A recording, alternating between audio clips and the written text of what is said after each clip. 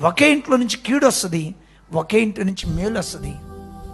మన సేవకుడే మనల్ని గద్దిస్తాడు, మన సేవకుడే మనల్ని ప్రేమిస్తాడు. నువ్వు గద్దింపును గుర్తుపెట్టుకుంటావు, ప్రేమించిన దాన్ని మర్చిపోతావు. నా చేతులు జోడించి మీకు మనవి చేస్తున్నాను, నేను రక్షించబడి ఇది 29వ సంవత్సరం. ఈ 29వ సంవత్సరం 29 ఏళ్ళుగా సేవలో 25 ఏళ్ళుగా నేను చూసిన విషయం మీకు చెప్తున్నా.